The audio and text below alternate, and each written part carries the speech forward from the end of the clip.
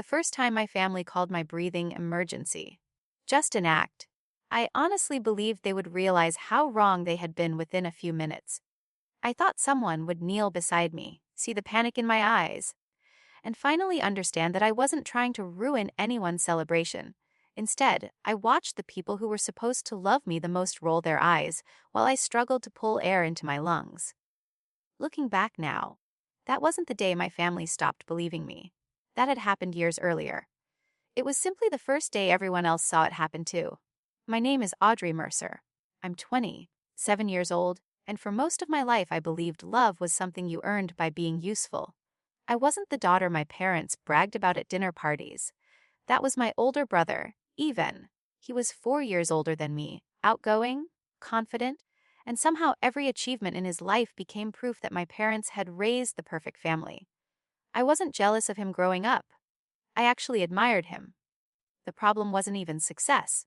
The problem was that every time he succeeded, someone quietly expected me to make it happen while pretending I hadn't done anything at all. My mother, Diane Mercer, had built an entire reputation around being the woman who could organize anything. Charity auctions, neighborhood festivals, scholarship dinners, you name it, she volunteered to run it. Everyone praised her for being generous, organized, and endlessly energetic. What nobody knew was that every spreadsheet, every invitation, every seating chart, every last-minute crisis landed on my laptop. She'd smile at people and say, "Audrey enjoys helping," as though I had volunteered instead of being guilted into it every single time. My father, Harold, wasn't cruel in the loud way some fathers are. His talent was silence. Whenever my mother criticized me, he looked at the floor. Whenever Ivan received another round of applause for something I had quietly helped with, Dad nodded along. He wasn't the kind of man who started the fire. He was the one who watched it burn and insisted everything was fine. By the time our story began, I had stopped expecting recognition. I just wanted one thing from my family that I'd never actually received the benefit of the doubt. The celebration that afternoon was supposed to honor Ivan's newest business contract. He had landed an agreement with a regional supplier, and my mother insisted it deserved a backyard gathering with relatives, neighbors, and several community leaders she desperately wanted to impress. I spent 3 evenings after work designing invitations because the ones she found online didn't look expensive enough. I arranged flowers that morning, labeled food table, printed place cards, and even fixed the portable sound system after it stopped working. By noon, my feet already hurt, but everyone who arrived congratulated Ivan while complimenting my mother for throwing such a beautiful event. "Everything looks incredible," one guest said. My mother smiled proudly. "Ivan deserves the best." I stood 3 feet away holding another tray of drinks. Nobody looked at me. That wasn't unusual anymore. I told myself not to let it bother me. I had learned years ago that wanting appreciation usually ended with someone accusing me of being selfish. Around 3 in the afternoon, more guests arrived, and the backyard became crowded. The large outdoor grill had been running almost nonstop for hours. The smoke drifted across the patio every few minutes depending on the wind. Normally it didn't bother me much, but that afternoon something felt different. My throat started itching. I coughed twice and grabbed a bottle of water. I figured it would pass. "Audrey," my mother called from across the yard. "Can you refill the lemonade dispenser?" I nodded automatically. "Sure." She didn't ask if I was okay after hearing me cough. She didn't even notice. I carried the heavy glass container toward the refreshment table near the grill. Another wave of thick smoke rolled directly across my face. This time my chest tightened so suddenly that I froze. I tried taking a deeper breath, but the air wouldn't come. It felt like someone had wrapped a heavy belt around my ribs and pulled it tighter with every second.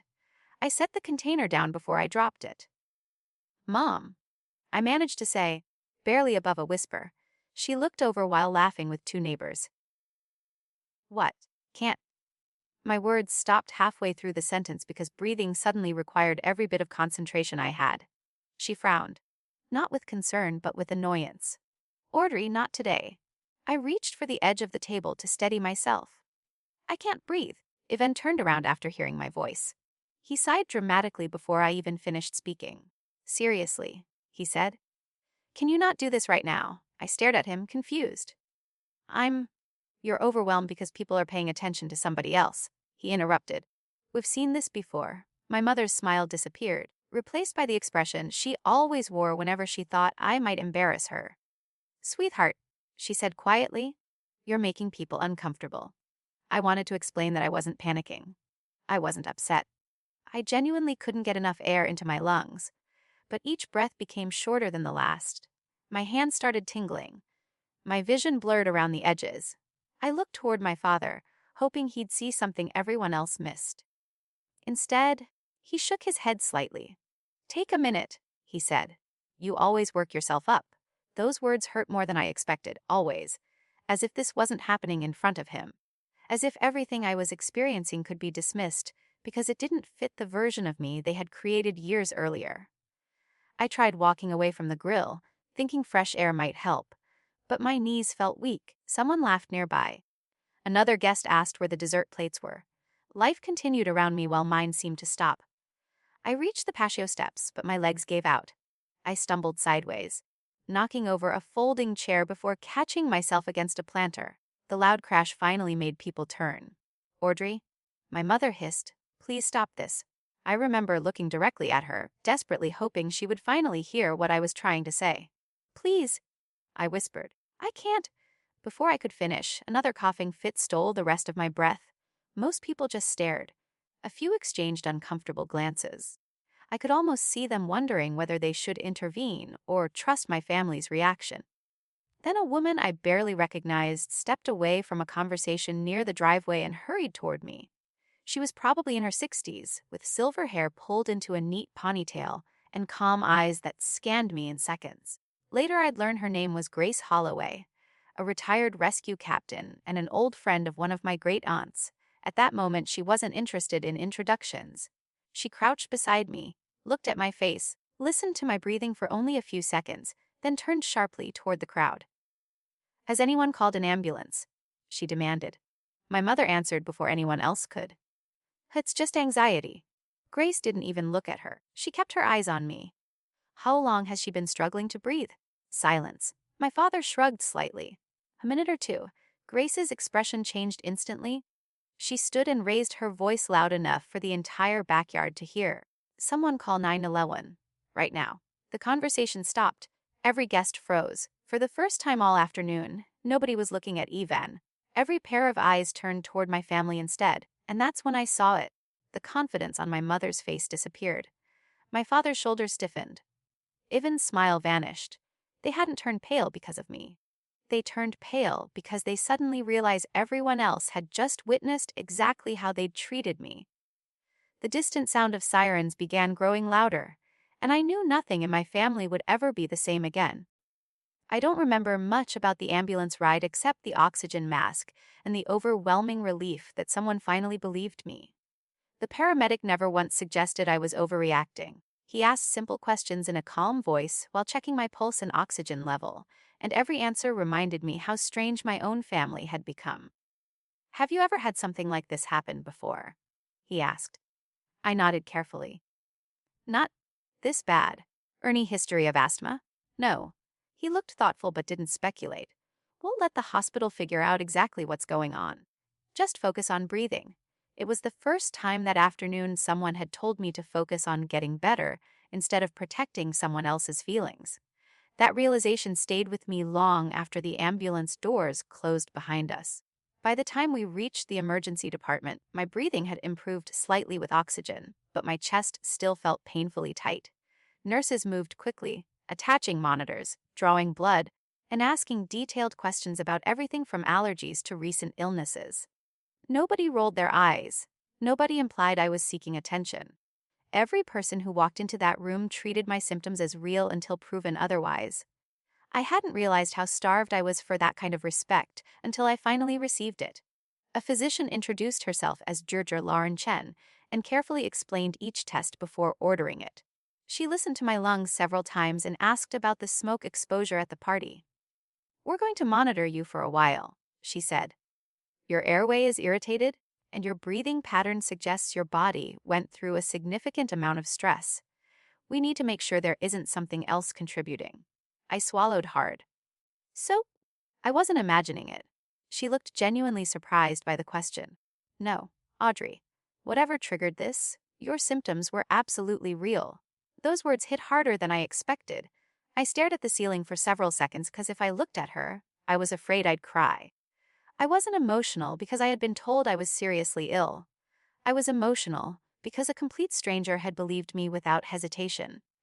About 40 minutes later, my phone buzzed for the first time since the ambulance left. The message came from my mother. Please answer when you can. Everyone is asking questions, and the rumors are getting out of hand. There wasn't a single sentence asking how I felt. Nothing about whether I was safe, only concern over what people were saying. Before I could decide whether to respond, another message arrived. The Bakers think someone exaggerated what happened. We need to clear this up before people start talking. I turned my phone face down on the bedside table. 5 minutes later, it buzzed again. This time it was Evan. Mom says you're staying overnight. Hope you're feeling better. Also, people think we ignored you. You know that's not what happened. I stared at the words until they blurred together. That wasn't what happened. I remembered struggling to breathe while he accused me of trying to steal attention. I remembered my mother asking me not to ruin the party. I remembered my father telling me to calm down instead of coming toward me. Apparently, we had experienced two completely different afternoons. A nurse named Rachel noticed the look on my face while adjusting one of the monitors. "Everything okay?" she asked gently. I hesitated before handing her my phone. "My family." She didn't read the messages. She simply smiled kindly and said something I had never considered before. "You're allowed to put your phone away until you're ready." Such a simple sentence. Yet it felt like permission I hadn't realized I needed. For years I had answered every call from my parents immediately because saying no always led to guilt. If I didn't respond quickly enough, my mother would leave voicemails asking why I was being so disrespectful. If I ignored my father, he'd remind me of everything they had supposedly sacrificed for me. I had been trained to believe immediate obedience was part of being a good daughter. For the first time, I silenced my phone without apologizing. Later that evening, Dr. Chen returned with preliminary results. "We still have some follow-up testing to schedule," she explained, "but your lungs reacted strongly to prolonged smoke exposure. The physical irritation was real. Then your body likely spiraled into severe respiratory distress because you kept trying to function instead of getting away from the trigger." I laughed once, though it sounded closer to a sob. I tried to leave. "What happened?" she asked. I hesitated before answering. Nobody believed me. She didn't say anything for several seconds. Then she quietly wrote something in my chart before looking back at me. "I'm very glad someone finally did." After she left, memories I hadn't thought about in years began surfacing one after another. When I was 11, I fell during a school field day and twisted my ankle badly enough that I couldn't put weight on it. My mother insisted I was exaggerating because I didn't want to finish the race. The next morning, urgent care confirmed it was badly sprained. She laughed it off and said children were dramatic.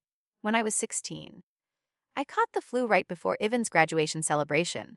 I asked if I could stay home because I had a fever. Dad told me family events came first.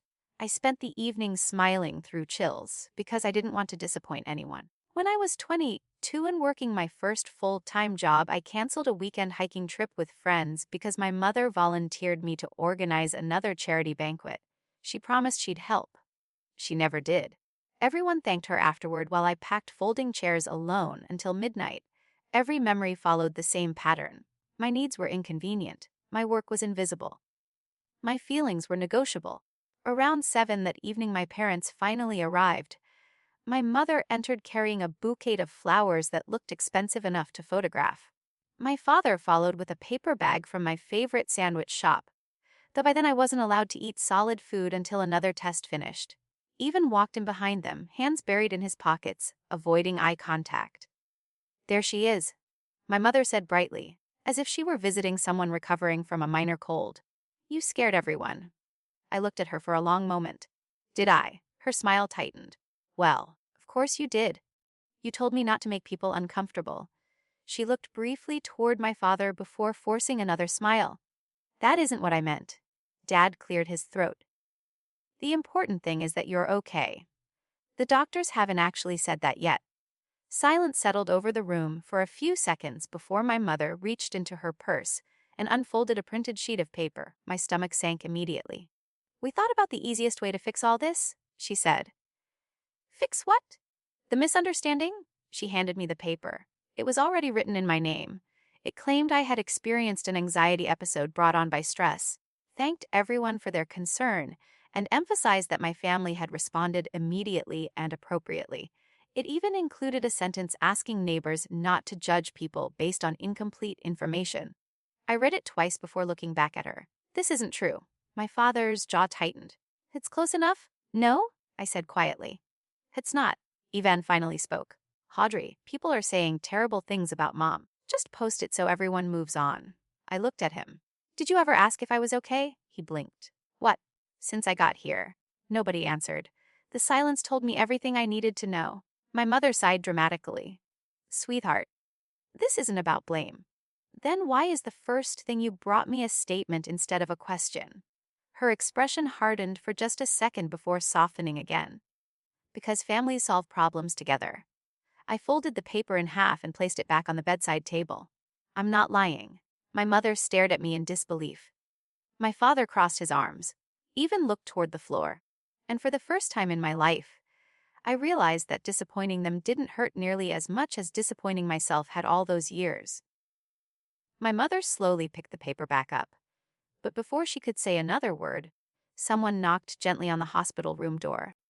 The knock came before my mother could argue, and for one brief second I thought one of the nurses had returned.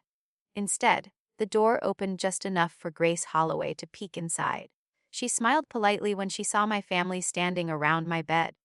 I hope I'm not interrupting, she said. My mother answered before I could. We're in the middle of a family conversation. Grace nodded calmly. Then I'll wait outside if Audrey would prefer that. She didn't look at my parents. She looked only at me. It was such a small gesture, yet it caught me completely off guard. Nobody in my family had asked what I preferred all day. No, I said quietly. Please come in. Grace stepped inside carrying a small paper bag and a paperback novel. Hospital gift shops are terrible, she said with a faint smile. So I stopped at a bookstore instead. She placed both items on the table beside my bed before turning back toward me. How are you feeling? 3 simple words. Not one of them about rumors, neighbors, or appearances. I admitted. Still tired. That's understandable. My mother folded her arms. We appreciate your concern, but Audrey needs rest. Grace finally glanced toward her. I agree. Then she looked back at me again. I'll only stay a minute. The difference between the two women couldn't have been clearer. One wanted control. The other wanted consent. Grace asked if the doctors had explained what happened. I told her they were still running tests but confirmed my breathing problems had been real. She nodded as though she'd expected exactly that. I knew the moment I saw you, she said. People pretending to struggle for air don't look the way you looked. My mother's face tightened immediately. With respect, she interrupted. You only saw the last minute. Grace answered calmly. 1 minute was enough. Silence settled over the room. My father stared out the window. Ivan shifted his weight uncomfortably. My mother forced another polite smile. Well, thankfully everything turned out fine. Grace's expression softened, but her voice remained steady. No, thankfully someone eventually called for help. That sentence landed like a stone. My mother looked at me as if expecting me to defend her. I didn't. Grace reached into her purse and pulled out a folded business card. This has my number. If anyone asks me what happened that afternoon, I'll tell them exactly what I saw. She handed the card to me, not to my parents. The truth doesn't need embellishment. My mother laughed lightly, but the sound felt forced. Nobody's asking you to embellish anything. Grace tilted her head slightly. Good.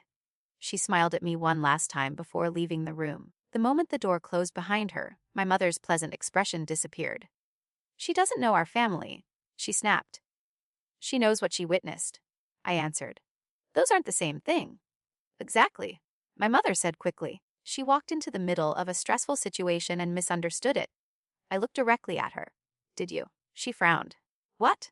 Misunderstand it. Nobody spoke. Finally, my father sighed. Audrey, this doesn't have to become something bigger. I stared at him in disbelief. Dad, I couldn't breathe. We know that now. The words echoed in my head. We know that now, not I'm sorry. Not I should have listened. Just an explanation that quietly excused everything that came before. No, I said. You knew I said I couldn't breathe. Ivan rubbed his forehead. You have to understand what it looked like. Then tell me? I replied. What exactly did it look like? He hesitated. It looked like... He stopped. My mother finished the sentence for him. It looked like every other time you become overwhelmed. There it was again. The version of me they had created years ago. The dramatic daughter. The emotional one. The girl who always needed calming down. It didn't matter that I had never actually faked a medical emergency in my life. Once they decided that was who I was, every future problem fit neatly inside that story. I looked at my mother carefully. Can you name one time I pretended to be sick? She blinked. That's not what I said. No. You just keep acting like it's true. Another long silence filled the room. My father finally checked his watch. Maybe this conversation should wait. Why? I asked. Because it's emotional. I almost laughed. It's emotional because none of you have apologized. Ivan crossed his arms. What do you want us to say?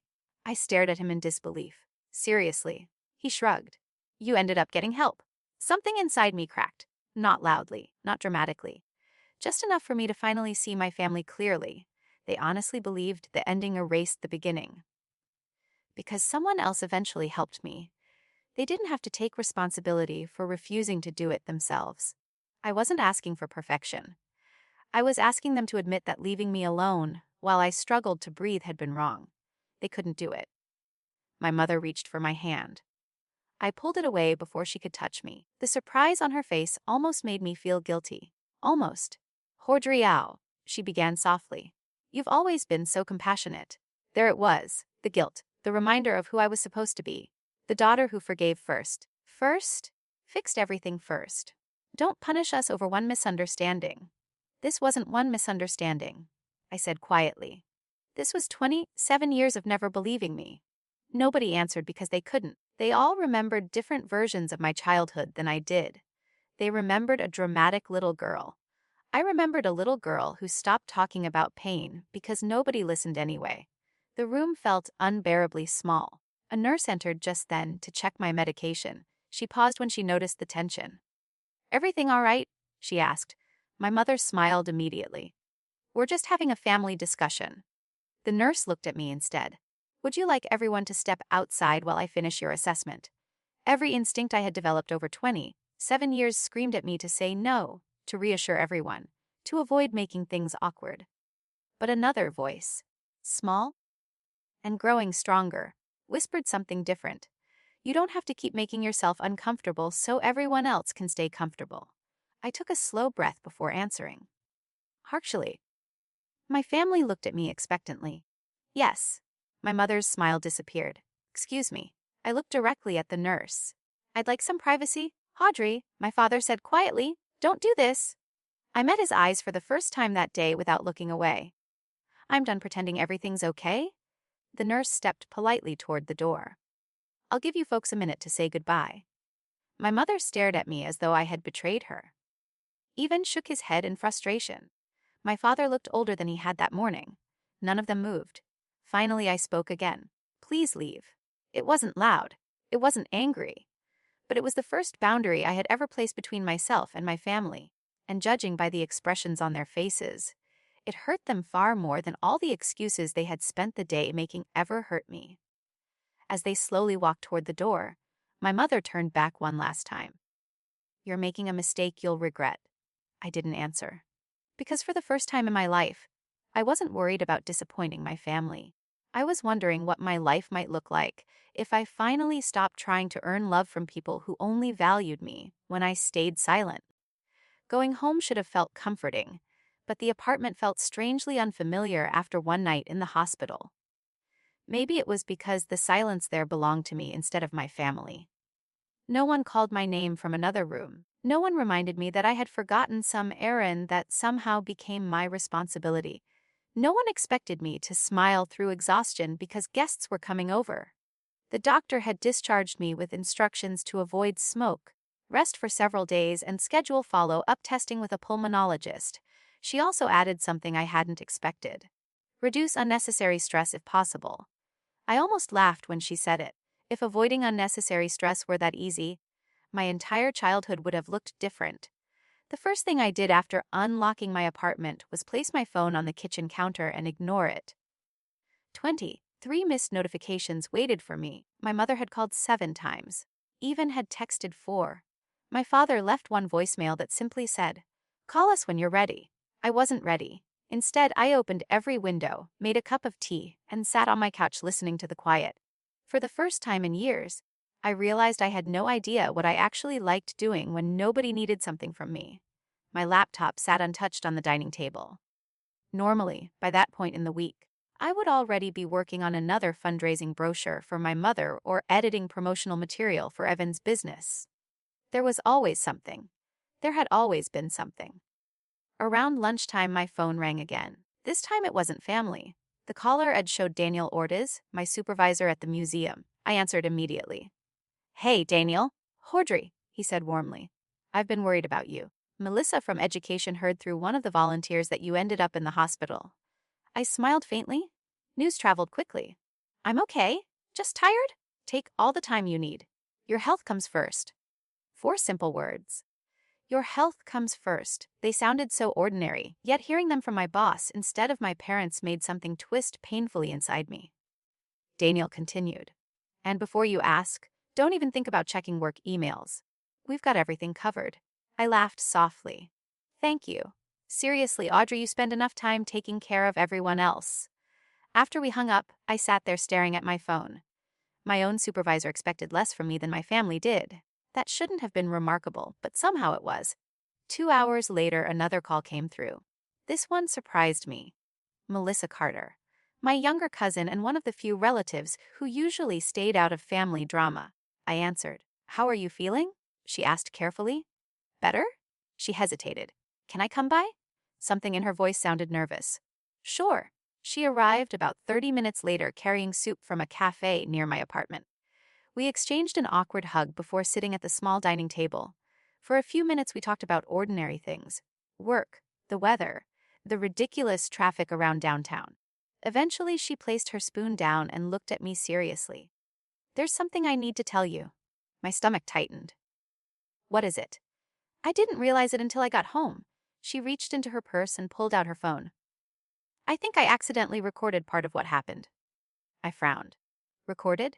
She nodded. "I was trying to film Aunt Diane giving her speech about Evan.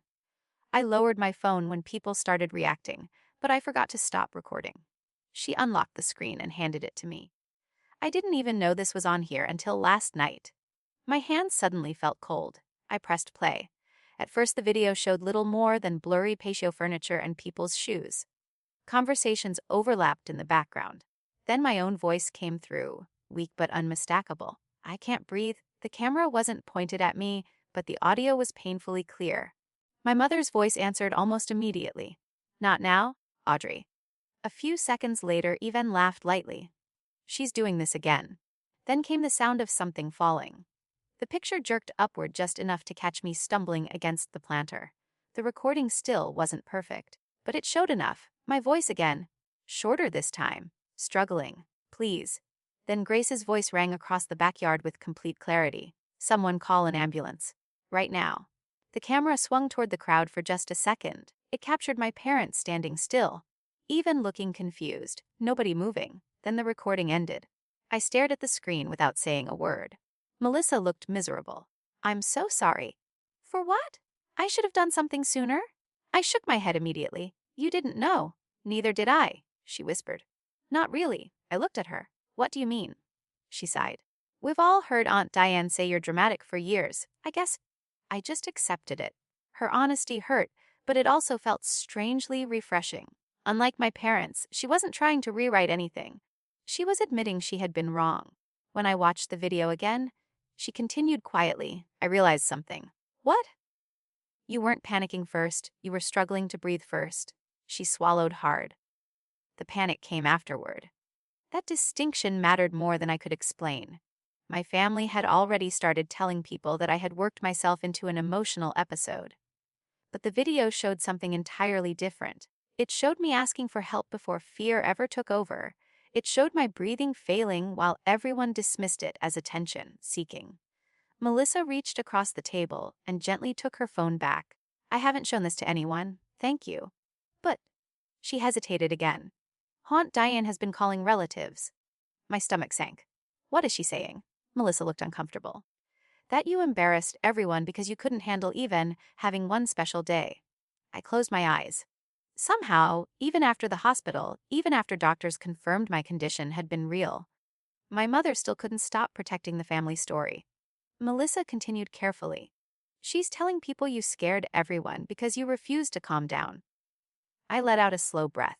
Of course she is. I didn't believe her after watching this. She lifted her phone slightly. That's why I came. Tears burned behind my eyes, but I blinked them away. You know what's strange? I said quietly. What's that? The video isn't what changed my mind. She frowned. What do you mean? I already know what happened. I looked toward the window. The video just means I'm not the only one who knows anymore. Melissa nodded slowly. What are you going to do? I thought about that for several seconds. Revenge wasn't the word that came to mind. Neither was forgiveness. I was simply tired. Tired of explaining. Tired of defending reality. Tired of carrying everyone else's version of events. Nothing, I finally answered. She looked surprised. Nothing. I'm not posting the video. Even if Mom keeps lying. I smiled sadly. Not yet. After Melissa left, I sat alone for a long time replaying the recording in my head. Not because I needed proof. Because I realized something much bigger. For 27 years, my family had relied on one thing more than anything else. My silence. They didn't need to destroy evidence, because I always cleaned up the mess before anyone else noticed. They didn't need to apologize, because I always accepted blame first. They didn't need to change, because I always adjusted instead. As evening settled outside my apartment, my phone buzzed again. This time it was a message from my mother. The Community Heritage Committee wants to discuss what happened at the party. I already told them it was a misunderstanding. Please don't make this worse by saying anything different. I read it twice. Then I looked at Melissa's video still sitting in my messages. For the first time, I understood something that changed everything. My mother wasn't asking me to protect the family. She was asking me to protect the story she had built about our family.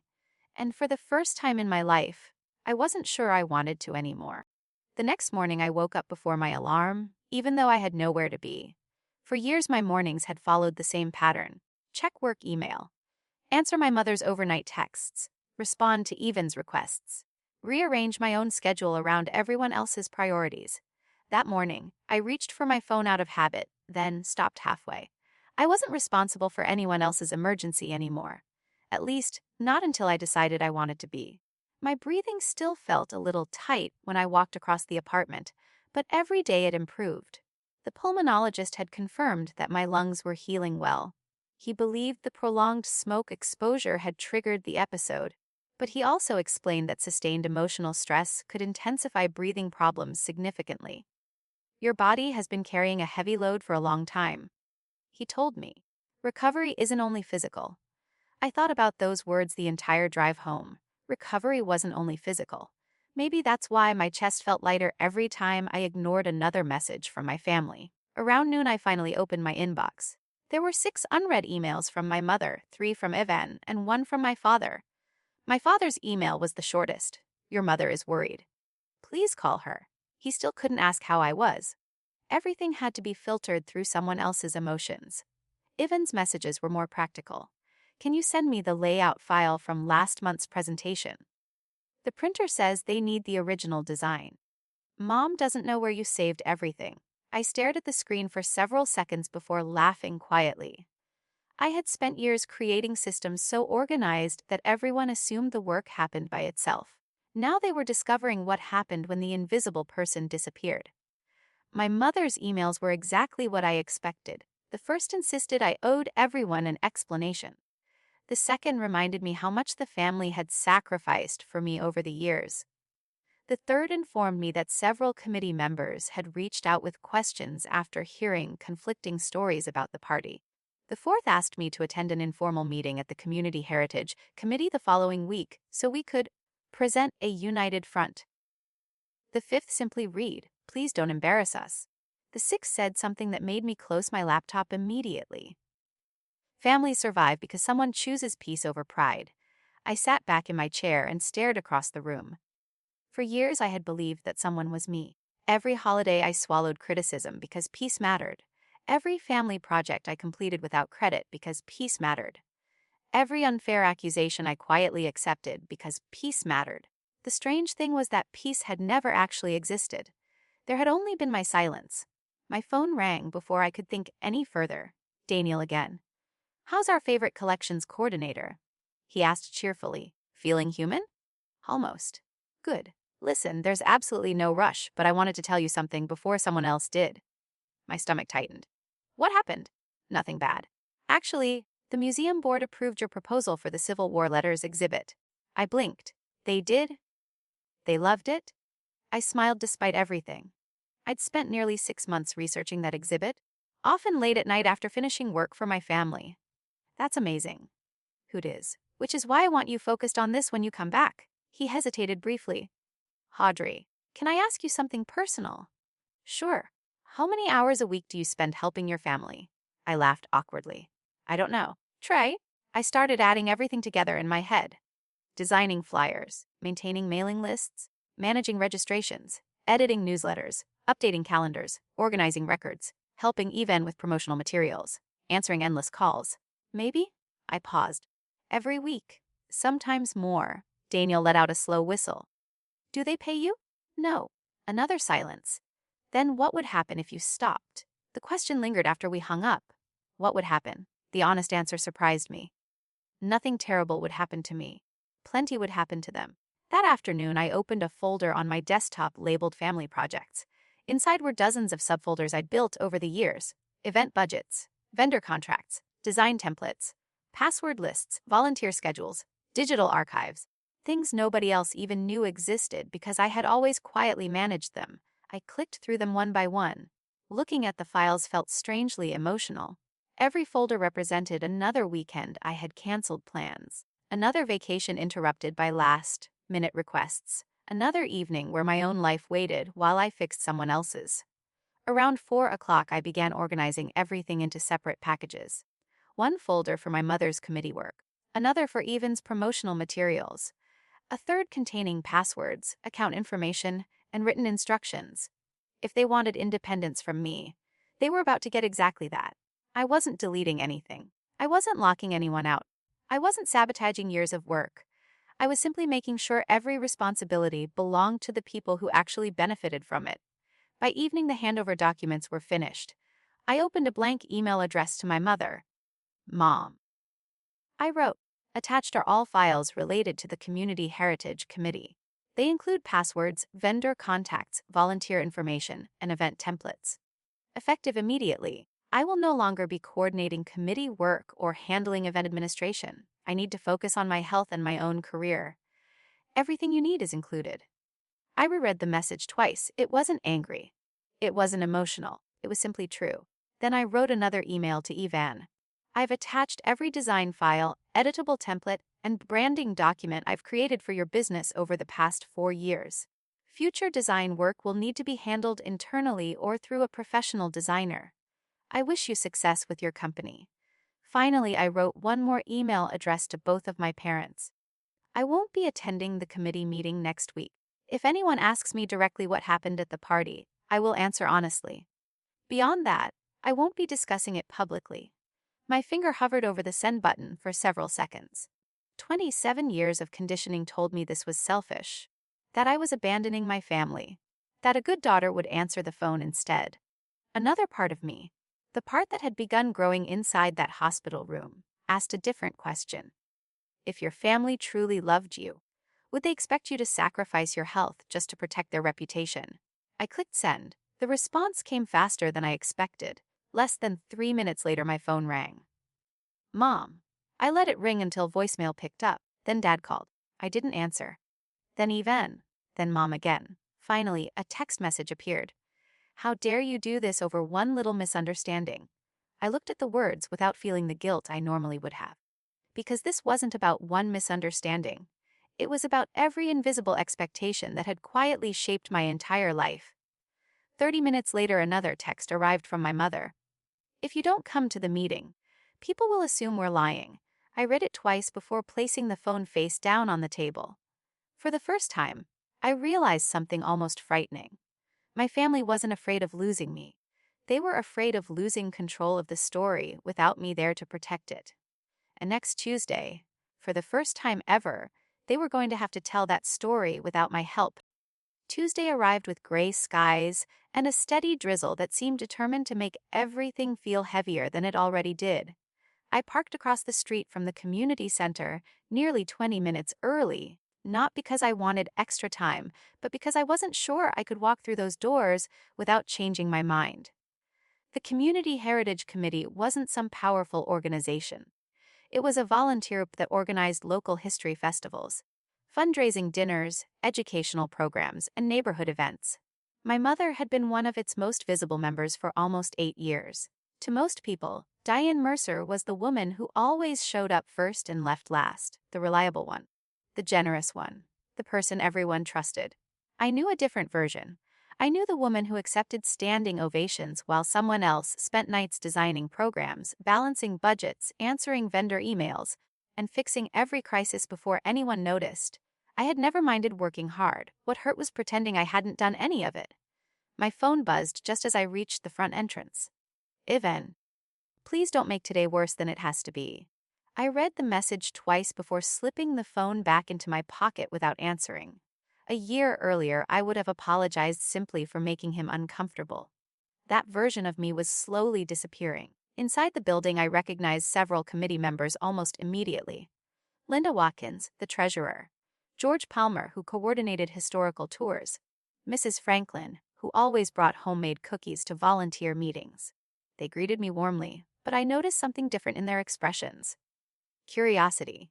Concern. Nobody seemed hostile. They simply wanted to understand what had happened. That realization eased my nerves more than I expected. Grace arrived a few minutes later carrying a small umbrella. "You made it," she said with a reassuring smile. I almost turned around twice. She laughed softly. "That's usually a sign you're doing something difficult for the right reason." Before I could answer, Melissa walked through the entrance, holding a tablet tucked under one arm. She looked nervous. "You don't have to use it," she whispered quietly. "I only brought it in case." "Thank you," I said sincerely. "I hope we won't need it." Deep down, though, I wasn't sure. We entered the meeting room together. At one end of the long table sat my parents. My mother wore a navy blazer and pearl earrings, looking as polished as if she were attending a charity gala instead of a meeting about her own behavior. My father sat beside her with his hands folded tightly together. Ivan occupied the chair closest to the door, constantly checking his phone. My mother smiled the moment she saw me. It wasn't a warm smile. It was the practiced smile she used whenever she wanted everyone else to believe everything was perfectly under control. "Audrey," she said sweetly, "I'm so glad you came." I nodded politely but chose a seat across the room beside Grace instead of joining my family. I noticed my mother's smile fade for just a fraction of a second before returning. The committee chair, Margaret Ellis, called the meeting to order. Margaret had known my parents for years. She was respected because she rarely rushed to judgment and always insisted on hearing every side before making decisions. "Thank you all for coming," she began. "We're here because several conflicting accounts have circulated regarding last Saturday's event. Since members of this committee were present, and since the incident has begun affecting committee business, I felt it was best to clarify the facts." My mother immediately raised her hand. "If I may." Margaret nodded. Diane stood gracefully, smoothing invisible wrinkles from her jacket. "First," she began, "I'd like to say how grateful I am that Audrey is recovering well. Last weekend was frightening for everyone." She paused dramatically before continuing.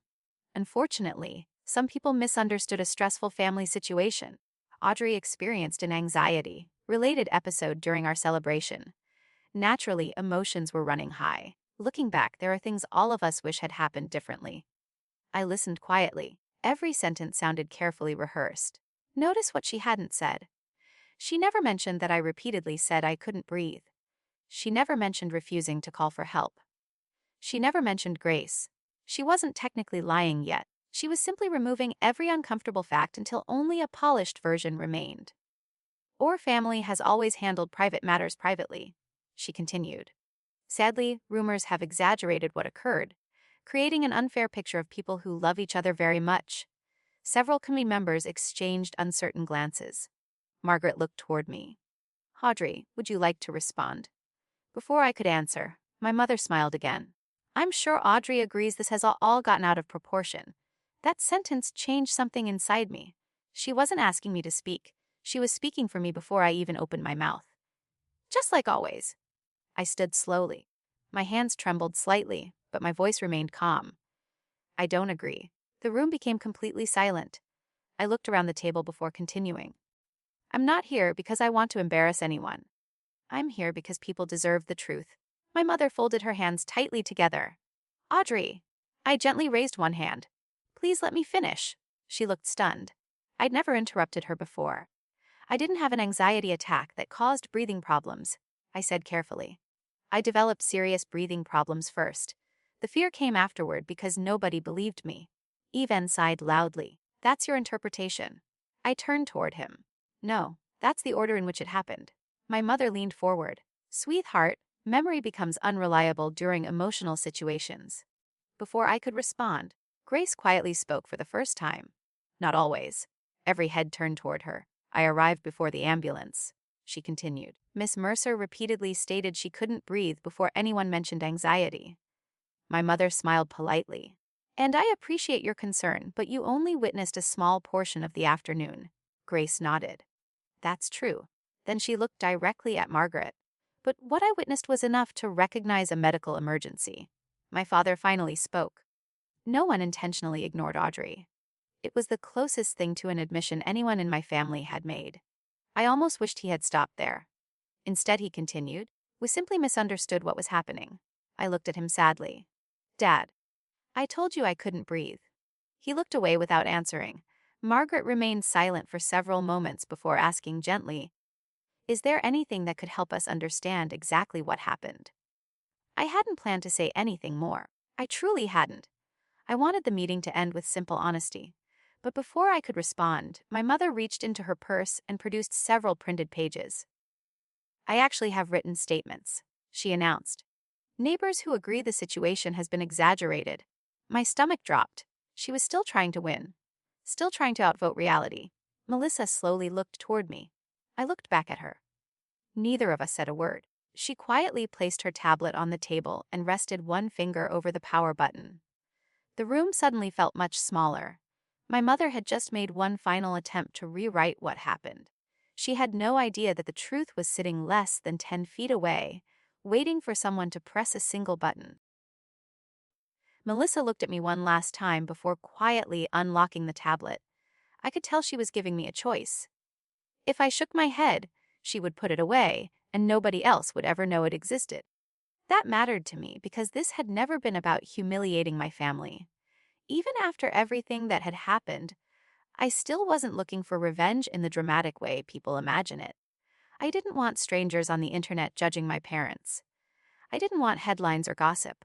I wanted one thing that somehow felt impossible inside my own family, the truth. I took a slow breath and nodded once. Melissa placed the tablet flat on the conference table and turned the screen toward Margaret. Before anyone decides what happened, she said quietly, I think you should see something. My mother's confident smile disappeared for the first time that afternoon. Melissa, she said sharply, what are you doing? My cousin looked genuinely nervous, but she didn't back away, showing what I accidentally recorded. Evan leaned forward immediately. Recorded what? Melissa didn't answer him. She simply pressed play.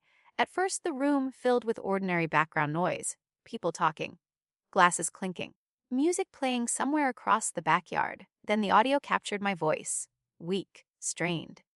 I'd breathe. Every conversation in the committee room stopped.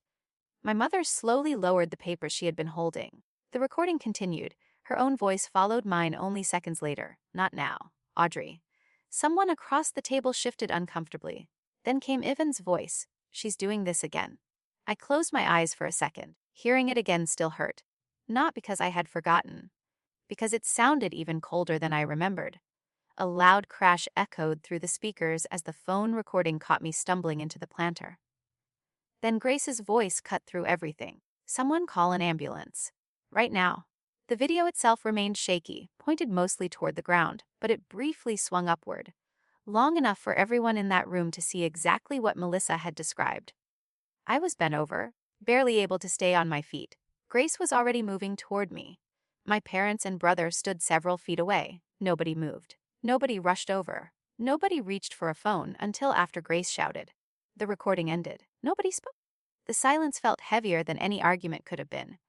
Margaret slowly looked up from the screen. "Mrs. Mercer?" she began carefully. My mother immediately straightened in her chair. "That video doesn't show everything." "No," Margaret agreed calmly. "It doesn't." My mother seized on those words. "Exactly." Margaret finished her sentence. "But it does show enough to contradict what you've been telling people." My mother's face lost all color. She opened her mouth, closed it again, then looked toward my father as if expecting him to rescue her. Harold rubbed both hands across his face before speaking. "We honestly thought," his voice cracked. "We honestly thought she was overwhelmed." I looked at him quietly. Even after I said I couldn't breathe. He couldn't answer, even tried instead. "You have to understand how it looked." Grace turned toward him. "No," she said gently. "You have to understand how dangerous it is to ignore someone who says they can't breathe." There wasn't anger in her voice. Somehow that made her words even more powerful. My mother suddenly stood. "Everyone is acting as though we wanted Audrey to get hurt." I looked at her for several seconds before answering. "I don't think you wanted me to get hurt." She blinked. "Then why are we here?" "Because wanting a different outcome doesn't erase the choices you made." The room became quiet again. One committee member, Linda Watkins, carefully folded her hands together. "Diane," she said softly, "why didn't you simply tell us this happened?" My mother looked genuinely confused. "Because," she hesitated, "people would judge our family." Linda frowned. "People are judging you because you changed the story."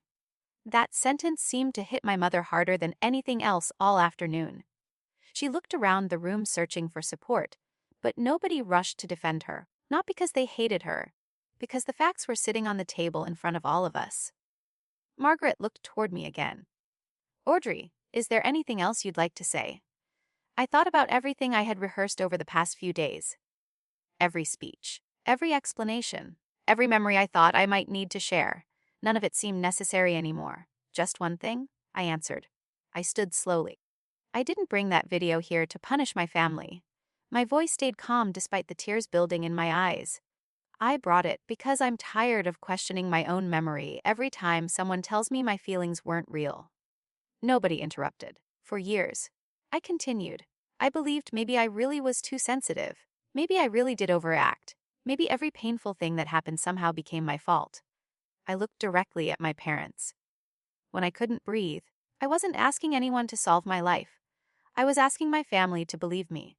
My father finally looked up. His eyes were wet. It was the first time I'd ever seen him cry. "Audrey," he whispered, "I'm sorry." The words came so quietly I almost didn't hear them. My mother turned toward him in shock. Harold. He didn't look at her. He looked only at me. "I should have walked over the moment you called for help." Another long silence followed. Even stared down at the table with both hands clasped tightly together. Finally, he spoke without lifting his head. "I thought," he swallowed hard. "I thought you were trying to take attention away from the party." He looked at me then, shame written all over his face. "I never imagined." His voice broke before he finished the sentence. For the first time since the party, I believed he actually understood what had happened. Not because someone forced him to admit it, because he had finally seen it himself. My mother remained standing. Her breathing had become uneven, and for a brief second I almost felt sorry for her. Almost. Then she said the one sentence that erased that feeling. "This should have stayed inside the family." I looked at her sadly. "It did." She frowned. "What?" "Until you kept telling everyone a version that wasn't true." Margaret quietly closed the tablet. "I think we've heard everything we need." The committee members exchanged silent glances before beginning a private discussion at the opposite end of the room. Nobody raised their voices. Nobody argued. My family sat together in complete silence while I remained beside Grace and Melissa. For years, my mother believed she controlled every story simply by speaking first. She never imagined the day would come when she would no longer be the loudest voice in the room. Because the truth had something she didn't. It didn't need to be defended. About 15 minutes later, Margaret returned to the table carrying a single folder. She looked first at my mother, then at me. "We've reached our decision." My mother straightened immediately. still convinced she could somehow repair everything. She had no idea that the biggest consequence wasn't about to come from the committee. It was about to come from a daughter who had finally stopped protecting the image her family built at the cost of her own life. Margaret remained standing until the quiet conversations around the room finally stopped. She didn't sound angry. She didn't sound disappointed. If anything, she sounded tired. "First," she said, "I'd like to thank everyone who came here willing to speak honestly. That isn't always easy, especially when family is involved." Then she looked directly at my mother. "Mrs. Mercer, after reviewing the statements, hearing from witnesses, and viewing the recording, the committee has concluded that inaccurate information was shared regarding what happened at your family gathering." My mother opened her mouth to object, but Margaret gently raised a hand. "Please let me finish." Diane slowly sat back down. "This committee depends on trust," Margaret continued. "When members represent events inaccurately, especially while asking others to repeat those inaccuracies, that trust is damaged." No one in the room celebrated. There was no dramatic applause. No one looked satisfied. It wasn't that kind of moment. It felt more like watching a bridge collapse after years of ignored cracks. Effective immediately, Margaret said, "We're asking you to step away from committee leadership while we reorganize responsibilities." My mother's face went completely still. "You're removing me. We're asking you to step back." "Over one misunderstanding?" Margaret sighed softly. "No. Over your response after the misunderstanding." Those words settled over the room like dust. My mother looked around, clearly expecting someone to defend her. Nobody did. Len avoided eye contact. George quietly folded his notes. Mrs. Franklin stared at the table. None of them looked happy. They simply looked disappointed. My father finally spoke. "Diane." She turned toward him sharply. "Don't." It was the first time I had ever seen my father hesitate before speaking to my mother. For years he had always chosen silence because silence was easier. This time he looked at me instead. "Audrey." I met his eyes. "I don't know how many times I convinced myself that staying out of arguments made me a good husband." He swallowed hard. "Never realized it also made me a bad father." My chest tightened, but not in the terrifying way it had at the party. This was something else. Grief, regret, maybe relief. "You didn't stay out of it?" I answered quietly. "You chose a side every time you stayed silent." He lowered his head. "You're right." My mother looked at both of us in disbelief. "Harold, seriously?" He didn't respond. Even finally leaned back in his chair and covered his face with both hands. I don't even know what to say anymore. I looked at my older brother, the person I'd spent most of my life trying to support. "You don't have to say anything." He shook his head. "No, I do." He took a long breath before looking at me. "Yesterday I opened the files you sent." I frowned slightly. "Okay?" I thought maybe there were 10 or 15 things in there. He laughed bitterly. "There were hundreds." He rubbed his forehead. "Marketing plans, event schedules, vendor contracts, designs, budgets. Stuff I didn't even know existed." His voice became quieter. "You built half of my business without me realizing it." I didn't answer. There wasn't anything left to say. "I kept telling everyone I built everything myself." He stared at the floor. "I never even asked how much time it took you." For the first time in years, he sounded less like the golden child and more like someone's younger brother who had finally grown up. The meeting ended shortly afterward. People slowly gathered their belongings and quietly left the room. Several committee members stopped to wish me well before heading toward the parking lot. Nobody criticized my family. Nobody whispered.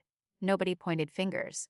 They simply accepted the truth and moved on. Somehow that felt more powerful than any dramatic confrontation ever could have. As I walked toward my car, Grace caught up beside me.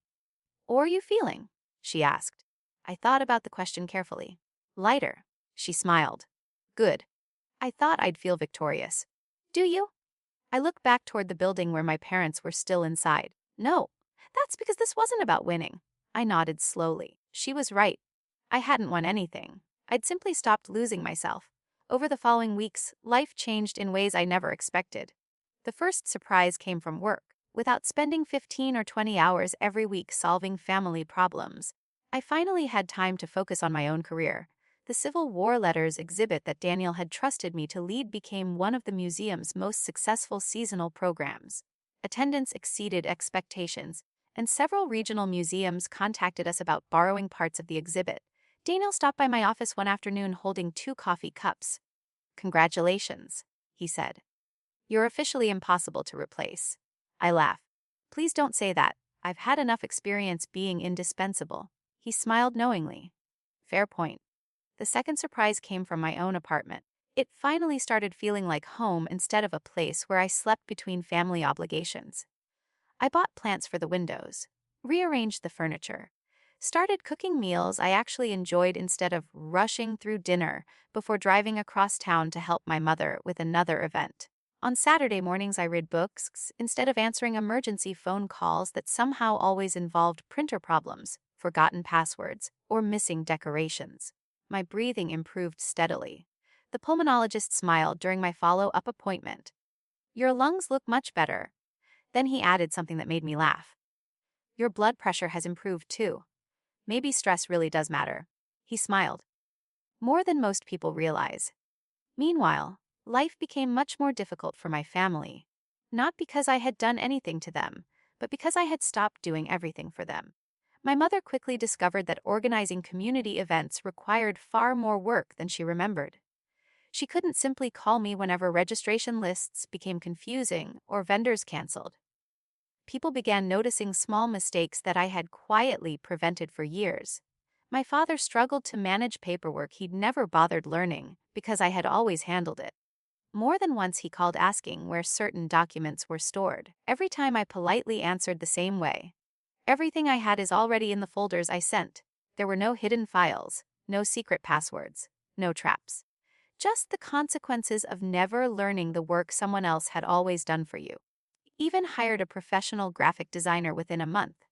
During one phone conversation, he admitted the designer charged nearly $4,000 for branding updates I used to complete on weekends without accepting a single dollar. "I should have paid you," he said quietly. "Years ago, probably. Can I make that right?" I thought about it for several seconds. "No," he sounded surprised. "Why not?"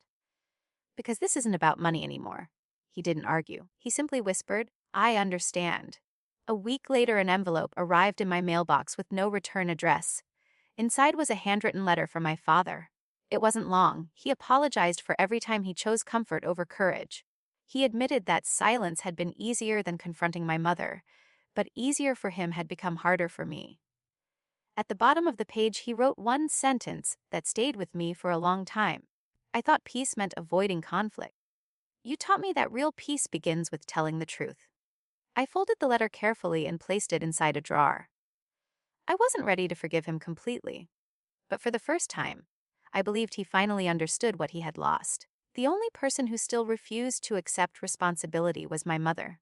She sent occasional emails insisting everyone had overreacted and that families shouldn't keep score. I never argued with her, because keeping score had never been my goal. I had simply stopped pretending there wasn't a game being played in the first place. 6 months passed more quietly than I ever thought possible. That might not sound like much, but if you grow up in a family where every week brings another crisis, silence feels almost unbelievable. My apartment no longer felt like a temporary stop between obligations. It felt like a place where my life actually happened. I adopted a simple morning routine that had nothing to do with answering family messages. I watered my plants. I drank coffee by the window. Sometimes I read a chapter of a novel before work. Other mornings I simply sat in the quiet and listened to the city wake up around me. I used to think peace was boring. Now I understood it was something I had been searching for my entire life. The museum promoted me 2 months after the committee meeting. Daniel called me into his office one Friday afternoon and closed the door behind me. "Don't panic," he joked after seeing my expression. "You're not in trouble." I laughed. Good, because that was definitely my first thought. He slid a folder across the desk. The board approved a new position, Senior Collections Manager. I stared at him. "You're serious?" "Very," he smiled. "You've earned it." I opened the folder slowly. Along with the promotion came a salary increase, additional responsibilities, and something I never expected to feel emotional about. A paid assistant. Daniel leaned back in his chair. "One more thing." "What's that?" "Learn to delegate." I laughed again. "I'm not very good at that." He looked at me knowingly. "No. You've spent your entire life believing you had to carry everything yourself." His words followed me home that evening. He was right. Independence didn't mean doing everything alone. It meant choosing who deserved my trust. My breathing returned almost completely to normal by early autumn. The pulmonologist discharged me from regular follow-up appointments after my final evaluation. Keep avoiding heavy smoke when you can, he advised. Otherwise, you're doing great. Walking back to my car that afternoon, I realized something strange. I couldn't remember the last time I had felt afraid to take a deep breath. It wasn't just my lungs that had healed. It was the constant pressure of waiting for someone to tell me my pain wasn't real. Melissa and I became unexpectedly close after everything that happened. One Saturday, she invited me to lunch, and halfway through our meal, she admitted something that surprised me. Watching everything unfold changed me too. I looked up from my sandwich. How? She smiled sadly. I started noticing how often people in our family apologize for things they didn't do. I thought about that for a moment. You're right. I caught myself doing it at work last week. She laughed. Someone else made a mistake, and I apologized automatically. What happened? I stopped in the middle of the sentence. We both laughed. It sounded like such a small thing, but I understood exactly why it mattered. Once you spend years accepting blame just to keep everyone comfortable, learning to stop feels like learning a new language. My father continued writing once every few weeks, never demanding a reply, never asking for forgiveness, just updating me on ordinary things. The tomatoes finally grew in the backyard. He fixed the old porch swing. He had started taking long walks in the evenings because the house felt too quiet. One letter stood out from all the others. I spent 30 years believing avoiding conflict made me kind. Now I realize kindness sometimes requires speaking when silence protects the wrong person. I can't change the father I was. I can only try to become a better man than the one you had. I read that letter several times before placing it beside the first one. I still wasn't ready to invite him back into my life completely. But healing isn't always about closing every door forever. Sometimes it's about finally having the freedom to decide which doors remain closed and which ones might someday open again. My mother never reached that point. Her emails gradually became less frequent, but they never really changed. She apologized for how things had turned out. She apologized that people had misunderstood her intentions. She apologized for the distance between us. What she never apologized for was looking at her daughter struggling to breathe and assuming it was an inconvenience instead of an emergency. Until that changed, there wasn't much left for us to discuss. Even surprised me the most. One evening he asked if we could meet at a small coffee shop halfway between our apartments. I almost said no, but something in his message felt different. No pressure. If you don't want to come, I'll understand. When I arrived, he was already sitting outside with 2 coffees. I guessed your order, he said awkwardly. Still vanilla. I smiled faintly. Still vanilla. For a while we talked about ordinary things, work, books, baseball. It felt strange after years of conversations revolving around family expectations. Finally, he looked at me seriously. Do you know what bothered me most after watching that video? I shook my head. I didn't recognize myself. He stared into his coffee cup. I always thought I was a decent person. You can still become one. He looked up, surprised. You really think so?